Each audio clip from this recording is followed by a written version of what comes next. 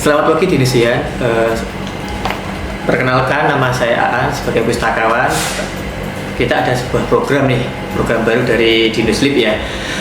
Programnya namanya sih Come and Reader atau Come and Read Data, kemudian jadilah pembaca di perpustakaan seperti itu. Nah, pustakawan akan mengawali program ini. Jadi pustakawan coba membaca buku-buku yang ada di perpustakaan, kemudian membuat reviewnya lah, resensinya, review ataupun dalam bentuk video seperti itu.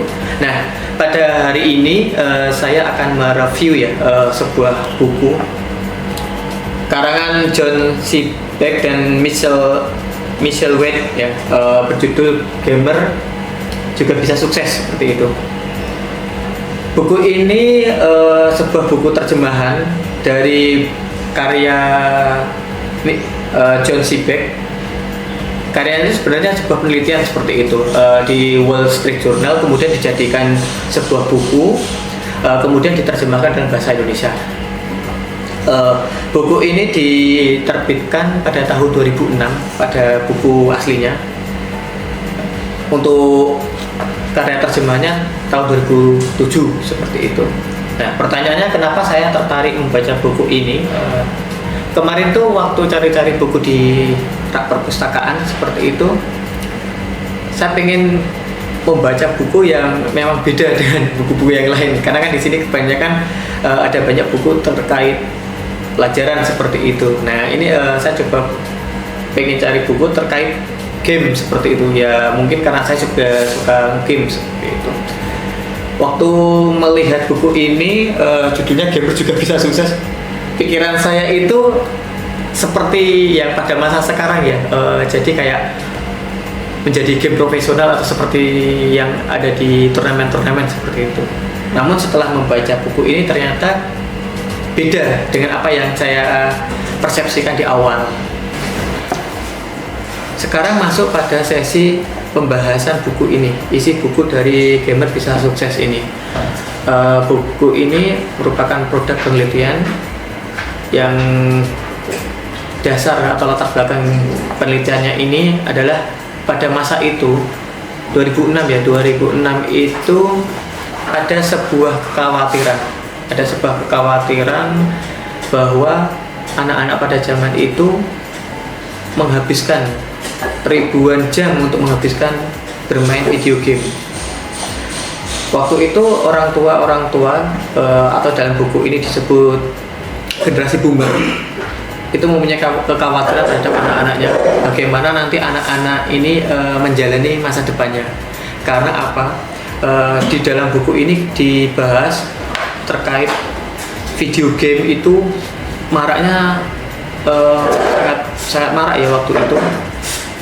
Bahkan dari company game konsol seperti PlayStation, Nintendo itu mengeluarkan produknya banyak sekali dengan video game yang berbagai macam. Akhirnya anak-anak pada waktu itu mempunyai kecenderungan atau adiktif. Dia menghabiskan berjam-jam bermain game. Nah, kekhawatiran dari generasi orang tuanya itu adalah nanti mereka waktu bekerja gimana? Apakah mereka bisa siap bekerja menghadapi pekerjaan yang ada seperti itu? Ternyata dari hasil penelitiannya, yang pertama itu terkait pembahasan tentang game. Game itu sebenarnya kenapa kok yang dikhawatirkan oleh generasi orang tua itu seperti apa? Yang pertama terkait unsur kekerasan di dalam game seperti itu.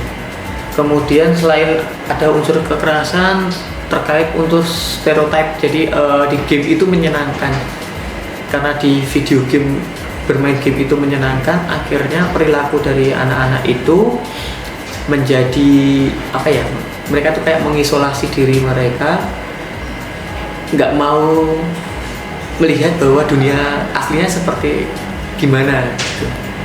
Yang mereka lihat itu adalah bagaimana dunia yang di dalam game yang menyenangkan. Nah, itu awal kekhawatirannya. Namun si penulis mencoba membedah ya. Si penulis ini mencoba membedah. Kenapa dibedah? pada tahun 2006 itu generasi X, generasi 90-an lah, itu udah mulai pada bekerja, ada yang jadi karyawan, ada yang menempati posisi manajer juga. Di dalam buku ini dijelaskan. Kemudian dia coba melakukan penelitian di lingkungan kerja yang notabene didominasi oleh generasi gamer itu sendiri. Nah, temuan yang didapatkan yang pertama adalah seberapa sering orang itu bermain game. Ada yang bermain game itu sering banget, ada yang kurang sering. Nah, ketika itu di dalam dunia pekerjaan dibahas terkait perilaku generasi game ini. Poin-poinnya gini, ternyata setelah ditemukan sisi lain dari generasi game ini adalah apa nilai positif dari bermain video game. Nah, buku ini menjelaskan bahwa ternyata generasi game mereka juga belajar dari game yang mereka mainkan. Pembelajarannya terkait tentang satu multitasking. Ketika mereka di dalam game diberikan teks atau pekerjaan-pekerjaan di dalam game, jadi kayak misi-misi seperti itu, ternyata itu bisa dijadikan dasar karyawan generasi game ini untuk mencapai target-target dalam pekerjaannya, seperti achievement. Jadi dia bisa melakukan pekerjaan yang multitasking dari pekerjaan satu dengan pekerjaan yang lainnya di dalam lingkungan kerja. Yang kedua, terkait kerjasama dan kesetiaan. Jadi di sini juga dibahas bagaimana generasi game itu berperilaku dalam lingkungan kerja seperti itu. Ternyata konsep generasi sebelumnya yang mengatakan tentang otoriter, jadi penentuan kebijakan, kita mau ngapain ya, seperti itu di lingkungan kerja, diubah juga sama generasi game ini. Mereka lebih terbuka, terbuka akan saran-saran teman kerjanya, lebih mendiskusikan apabila ada permasalahan di dalam pekerjaannya, seperti itu. Bahkan pembahasannya itu sampai pengambilan keputusan. Jadi di sini dijelaskan bahwa generasi game itu ketika mengambil keputusan lebih sering bertanya atau mencari pendapat kepada rekan setimnya, seperti itu. Nah, itu mungkin dampak positif yang diambil dari anak-anak waktu itu bermain video game. Karena di video game itu seringkali kita menemukan ada sebuah misi-misi yang memang harus bisa dikerjakan secara tim. Nah, ini yang ditemukan oleh si penulis, bahwa lingkungan pekerjaan ketika diambil alih oleh satu generasi itu akan berubah sistem kerjanya. Ini kan buku tahun 2006. Generasi yang diteliti adalah generasi X ya, generasi tahun 80-an, 90-an yang dulu itu kecanduan bermain game seperti itu, dan kemudian pada tahun 2000-an mereka sudah mulai bekerja, mereka mendominasi lingkungan kerja, yang dimana orang tuanya di generasi sebelumnya itu mempunyai kekhawatiran, ternyata mereka juga bisa bersukses juga di lingkungan kerjanya. Mereka juga bisa mengubah lingkungan kerjanya yang dari kalau di sini dijelaskan terkait tentang otoriter seperti itu menjadi semakin lebih sosialis karena mereka lebih cocok seperti itu. Nah, namun ada satu kalimat di sini di buku ini yang saya pelajari itu terkait perubahan generasi. Jadi kalimatnya begini gini. Ketegangan antara generasi itu pasti selalu ada. Antar generasi akan selalu ada. Di buku ini dijelaskan terkait generasi yang dianggap boomer dengan generasi gamer seperti itu.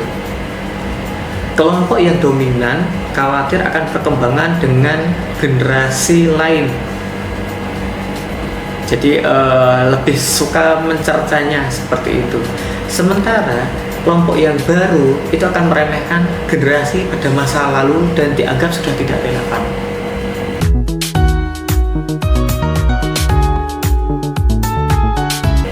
Nah, kalau pendapat pribadi saya, mungkin penelitian ini bisa ada penelitian selanjutnya ya. Karena apa? Sekarang udah tahun 2024, di mana kalau kita menyebutkan generasi ya, mungkin yang dianggap generasi game itu generasi terkait X sama Y. Nah, padahal pada masa sekarang, kalau ngomongin video game yang dulu hanya di konsol, sekarang itu video game itu udah ada di ponsel, di mobile seperti itu.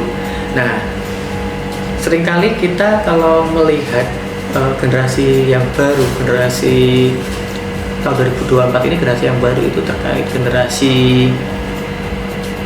Z sama generasi Alpha, kita juga akan bersifat khawatir seperti itu. Ada yang bilang generasi Z itu generasi strawberry, generasi yang memikirkan mental health seperti itu. Pertanyaannya gini, mereka kalau sudah masuk ke ranah pekerjaan, apakah kita akan meremehkan mereka, meremehkan generasi sesudah kita yang kita menganggapnya generasi yang kesehatan, yang dikit-dikit ngomongin kesehatan mental seperti itu. Padahal kalau mereka udah mendominasi, mungkin penelitian ini akan berlanjut.